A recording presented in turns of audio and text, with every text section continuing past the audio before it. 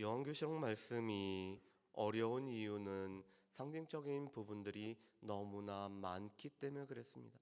그렇기 때문에 요한계시록 말씀은 이것을 단지 문자적으로 해석할 수도 없고 또 오직 상징적으로만 해석할 수도 없는 것이 요한계시록의 말씀입니다.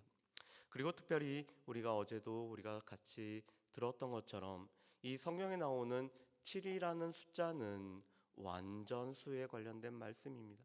그래서 요한계시록에는 7가지의 복이 나오고 있죠. 하나님께서 우리에게 허락하시는 완전한 복을 증거해 주는 것이 요한계시록의 말씀입니다. 첫 번째 복은 우리 1장 3절에 있는 말씀처럼 이 예언의 말씀을 읽는 자와 듣는 자와 그 가운데 기록된 것을 지키는 자가 복되다라고 말씀합니다. 그러면서 이렇게 말씀하시죠. 때가 가까웠다라고 말씀을 합니다. 실은 예수님이 오신 후부터 예수님이 다시 오실 때까지를 우리는 종말의 시간이라고 말씀합니다.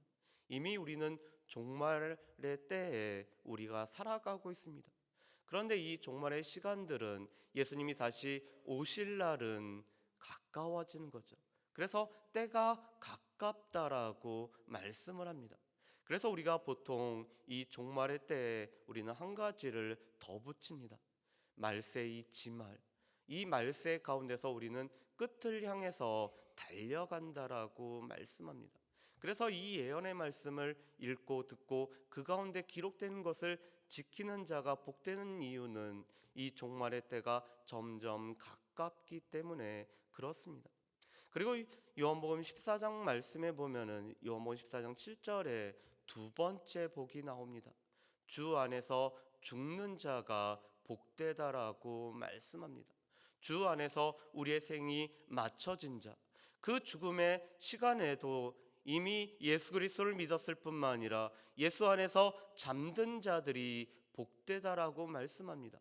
왜냐하면 수고와 슬픔이 이제는 그치고 쉼을 얻을 뿐만 아니라 성령께서 복되다라고 인정하는 예수 안에 오늘 머물기 때문에 누리는 이 죽음을 통해서 복된 죽음을 맞이하는 성도들에 관한 말씀을 하고 있습니다.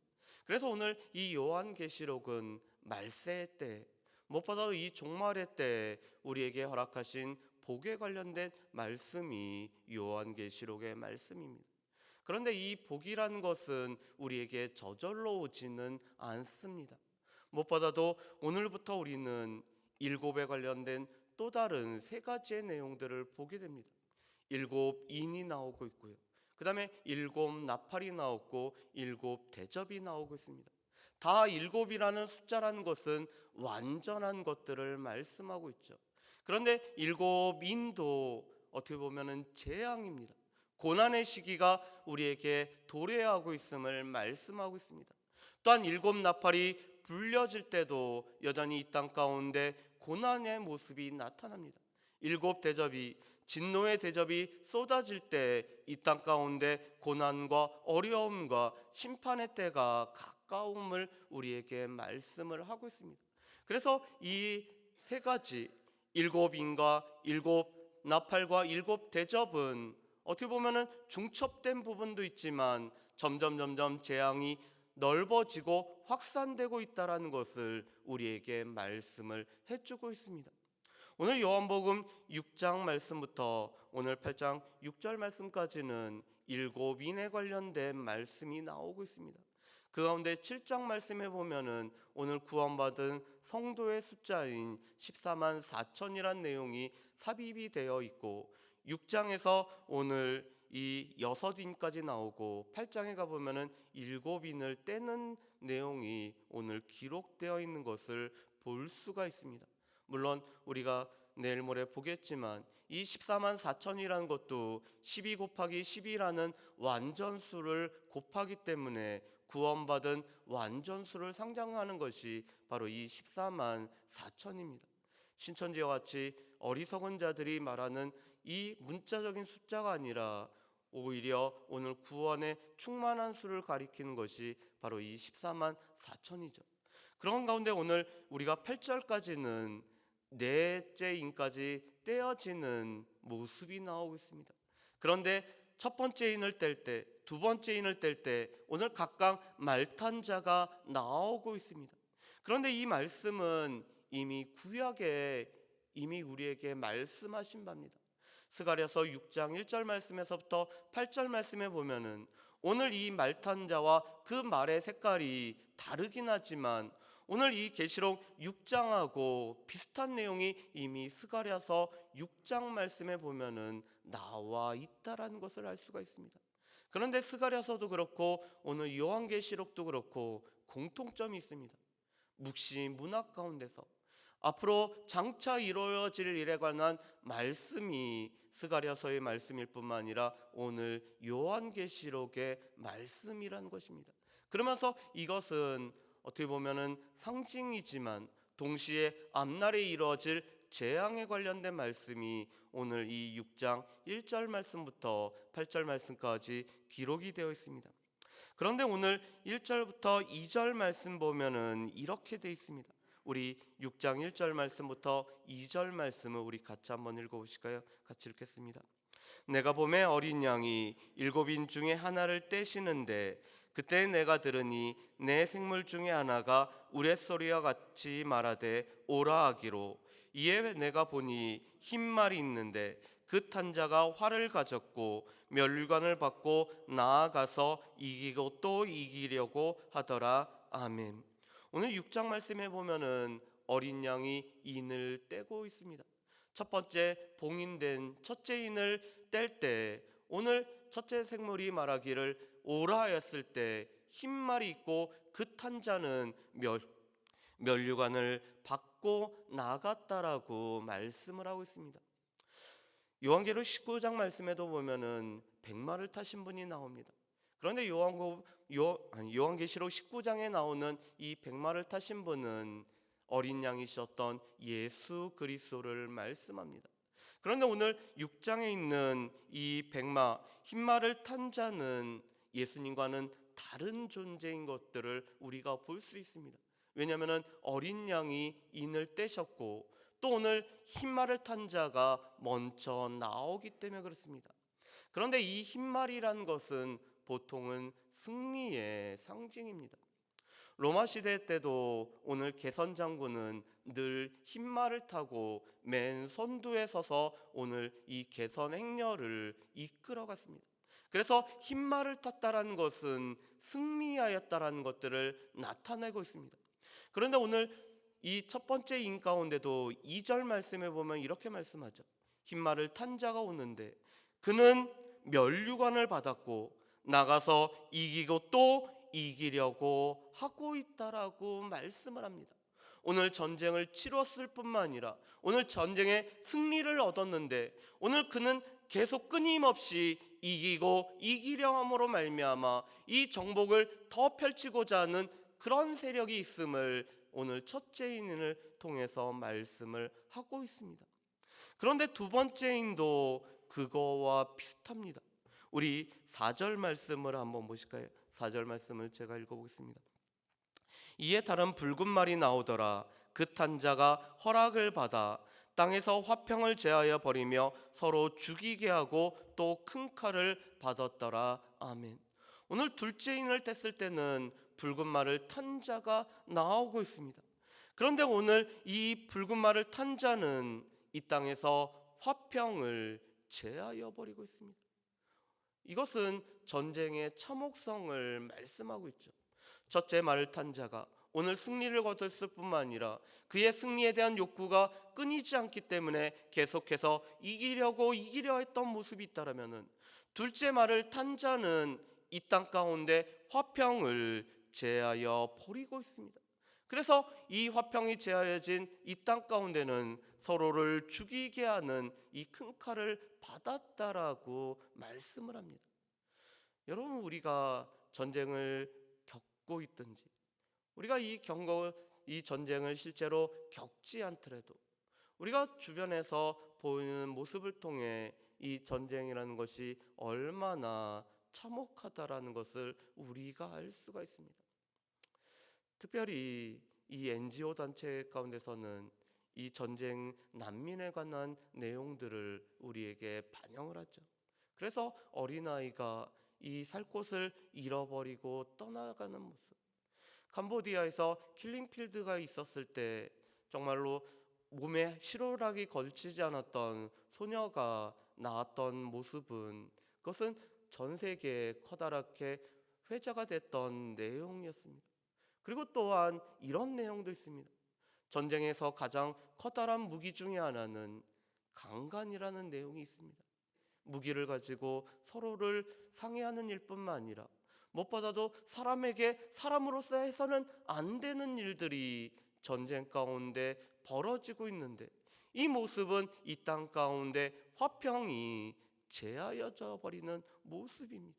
그런데 여러분, 우리가 이 4절 말씀 가운데서 한 가지 기억해야 될 것이 있습니다. 오늘 말씀에 보면 이렇게 돼 있죠. 4절 중반에 이렇게 돼 있습니다. 그 탄자가 허락을 받아. 오늘 이 전쟁 또한 하나님의 주권적인, 하나님의 역사 가운데서 허락되어진 부분에 불과하다라는 것입니다. 하나님께서 허락해진 부분에서 오늘 이루어졌던 일들, 그것은 또한 이 재앙의 날 가운데 하나님께서 허락하셔야지만이 이 재앙이 또한 임할 뿐만 아니라 그 범위가 한정되어 있다는 것을 우리에게 말씀을 해주고 있습니다. 오늘 5절부터 6절 말씀에는 셋째인을 떼는 것이 나오고 있습니다. 검은 말 탄자가 나오는데, 우리 6절 말씀을 우리 같이 한번 읽어보실까요? 6절 말씀 같이 읽어보겠습니다. 내가 내 생물 사이로부터 나는 듯한 음성을 들으니 이르되 한 데나리온의 밀 한 되요 한 데나리온의 보랴의 석대로다. 또 감람류와 포도주는 해치지 말라 하더라. 아멘. 오늘 6절 말씀에 보면은 한 데나리온의 밀은 한 대가 되고 보리는 석대가 된다라고 말씀합니다. 여러분, 이 한 데나리온이 어떤 가치였죠? 노동자 한 사람이 하루에 벌어들이는 품삯이 바로 한 데나리온이었습니다. 그런데 이 한 데나리온이 밀을 한 대밖에 못 사고 보리를 석 대밖에 못 사는 그런 가치가 됐다라는 것을 말씀을 하고 있습니다. 다시 말해서 전쟁으로 말미암아 생필품의 부족이 일어날 뿐만 아니라 물가가 폭등함으로 말미암아 이 밀 한 대를 사기 위해서 하루에 품삯을 다 지불해야지만이 겨우 밀 한 대와 보리 석 대를 살 수밖에 없는 모습을 말씀을 하고 있습니다. 화평이 제하여졌을 뿐만 아니라 이제는 이 물자의 부족을 겪게 되는 것이 셋째인을 떼어졌을 때의 모습입니다. 그런데 오늘 6절 하반절 말씀에 보면은 감람류와 포도주는 해치지 말라라고 말씀합니다. 4절에 있던 것처럼 오늘 허락 안에서 화평이 제하여졌던 것처럼 여전히 하나님께서 한계를 정해놨을 때 그것에는 미치지 못함을 말씀하는 것이 6절의 말씀입니다. 그리고 드디어 넷째 인이 떼어졌을 때 청황색 말을 탄 자가 나오고 있습니다. 그런데 8절 말씀에 보면은 무서운 내용이 나오죠. 우리 8절 말씀을 우리 같이 한번 읽어보실까요? 8절 말씀 같이 읽습니다. 내가 봄에 청학생 말이 나오는데 그 탄자의 이름은 사망이니 음부가 그 뒤를 따르더라. 그들이 땅 4분의 1의 권세를 얻어 검과 흉령과 사망과 땅의 짐승들로서 죽이더라. 아멘. 오늘 8절 말씀에 보면은 그 말탄자의 이름이 이제는 나오고 있습니다. 사망, 죽음이 나오고 있죠. 그래서 오늘 땅에 4분의 1을 해하는 권세를 얻었기 때문에 검과 흉령과 사망과 땅의 짐승들이라는 이런 무기들을 통해서 오늘 이 땅 가운데 4분의 1을 멸하는 모습이 나오고 있습니다. 그런데 오늘 말씀과 비교해 봐서 넷째 나팔이 부러졌을 때는 오늘 땅의 3분의 1 가운데 오늘 파괴함이 나타나고 있습니다. 둘째 대적 가운데는 바다에 있는 모든 생물이 망하고 있습니다. 재앙의 폭이 점점 넓어지고 있다는 것을 말씀하죠. 그런데 오늘 이 첫째인부터 넷째인까지는 공통적입니다. 전쟁으로 말미암아 오늘 고난으로 말미암아, 오늘 어려움으로 말미암아 이 땅 가운데 참혹한 일들이 계속적으로 벌어지고 있다는 것입니다. 그런데 여러분, 이것은 우리에게는 또 한 가지를 생각나게 합니다. 마태복음 23장부터 25장까지는 종말의 때에 관련된 말씀이 나오고 있습니다. 예수님께서 다시 오실 때, 그때는 어떤 일이 이루어질 것에 관한지 예수님이 미리 우리에게 말씀을 해주고 있습니다. 난리와 난리의 소문이 그치지 아니하고, 이 땅 가운데 지진과 또한 이 대환란이 우리 가운데 있고 전제 승리의 소문이 끊이지 않을 것을 말씀합니다. 그런데 이것은 종말의 때가 가까웠다라는 것을 우리에게 보여주시고 끝은 아니라는 것을 우리에게 말씀을 하고 있습니다. 오늘 이 말씀은 종말의 때가 가까웠음을, 오늘 이 전쟁의 참혹함이 우리 가운데 선포되어지는 것은 종말의 때가 가까웠음을 우리에게 말씀을 해주고 있습니다. 또한 오늘 이 말씀은 공통적으로 이 땅에 있는 모든 사람들이라면은 겪게 되는 어려움이고 고난임을 말씀합니다. 여러분, 어떠한 고난은 믿는 자와 믿지 않는 자 모두에게 허락되어지는 것들을 보게 됩니다. 물론 하나님께서 오늘 택한 백성들을 따로 떼어놓으시고 보호하시고 그 날개 아래 지켜주시는 경우들도 있지만, 어떤 경우들은 다 겪게 만드는 어려움의 때와 고난의 때가 있다라는 것을 우리에게 말씀합니다. 여러분, 이사야서 43장 1절부터 3절 말씀에 보면은 우리가 마음속에 새겨야 될 말씀 중에 하나가 바로 이 이사야서 43장 1절부터 3절입니다. 제가 병원 신방을 갈 때 주로 같이 보는 말씀이 실은 이사야서 43장 1절부터 3절입니다. 그런데 2절 말씀에 보면은 물 가운데로 지나고 불 가운데 지나는 모습이 믿는 자에게도 오늘 허용이 되는 것들을 말씀을 하고 있습니다. 믿는 자도 이 땅 가운데 살아갈 때는 고난의 길을 걸어가고 그 고난의 길을 통과하는 일이 있다라는 것입니다. 믿는다라고 질병의 이 고난 가운데서 제하여지는 것도 아니고, 믿는다라고 해서 가난의 어려움을 겪지 않는 것도 아니고, 이 믿는다라고 해서 우리 가운데 고난이 없다라고 성경은 말씀하지 않습니다. 오히려 우리가 예수를 믿는 것은 우리가 예수 그리스도를 위하여 우리가 은혜를 받음으로 말미암아 예수 그리스도를 믿을 뿐만 아니라 그를 위하여 고난도 받게 하려 함이라고 오늘 빌립보서 1장 29절에서는 우리에게 말씀을 하고 있습니다. 우리에게 왜 은혜를 허락하셨는가? 우리로 하여금 예수를 믿을 뿐만 아니라 또한 예수 그리스도를 위하여 고난도 받게 하려 함이라는 것이 하나님께서 우리에게 말씀하시는 바입니다. 그런데 이 이사야서 43장 2절 말씀의 중요한 것은, 그래도 우리가 이 물 가운데 지나고 불 가운데 지나가는 일이 있지만 오늘 하나님의 지명하여 너는 내 것이라고 불림을 받은 자에게는 하나님께서 그 고난의 때 함께 해주시기 때문에 물이 우리를 침몰하지도 불이 우리를 사르지도 못할 것을 우리에게 분명히 약속을 해주고 계십니다. 왜냐하면 하나님은 우리의 구속자시고 하나님께서는 우리의 구원자시고 하나님은 우리를 택하여 지명하여 부르신 분이시기 때문에 이 고난의 길을 통과할 때 우리만을 통과하는 게 아니라 하나님께서 그때에도 우리와 함께 해주신다라고 말씀을 하십니다. 그래서 오늘 요한계시록 6장 1절에서 8절 말씀은 믿는 자들에게도 이런 고난의 날이 있다라는 것을 우리에게 말씀합니다. 그렇지만 이 고난의 때가 있는 것은 우리에게는 큰 유익입니다. 우리의 믿음을 나타낼 수 있는, 우리의 믿음을 증거할 수 있는, 우리가 믿음 가운데 있지만 믿음의 사람으로 살아갔다라는 것을 나타낼 수 있는 것이 오히려 고난의 때라는 것입니다. 여러분, 오늘 우리 큐티책을 보시면은 옆에 좋은 글로써 오늘 일본의 분임 이 토요토미 히데요시가 통치하고 있을 때 고난을 겪었던 일본 그리스도인들에 관한 한 달 동안 순례의 길을 통해서 십자가를 지기 위해서 일본 전역을 다니며 24명의 사람이 이 고난의 십자가를 지기 위해서 갔던 내용이 나와 있습니다. 그런데 그 내용을 잘 읽어보면 이렇게 되어 있습니다. 처음에는 24명이 자신들이 가야 될 십자가를 위해서 일본 전역을 다니면서 고난을 받고 있습니다.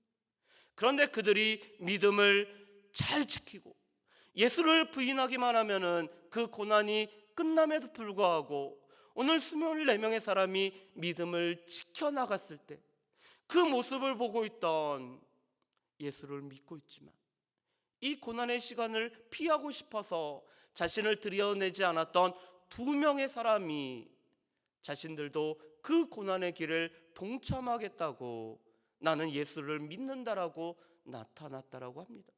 그래서 처음에는 24명이 이 고난의 순례의 길을 행했지만 2명이 더해짐으로 말미암아 26명이 고난의 길을 걸어갔을 뿐만 아니라 그들이 십자가에서 못 박혀 죽은 내용이 기록되어 있습니다. 왜 그럴까요? 고난의 시간은 우리의 믿음을 증명하는 시간입니다. 고난의 시간은 우리가 예수 그리스도를 위해서 산다라는 것을 나타내는 시간입니다.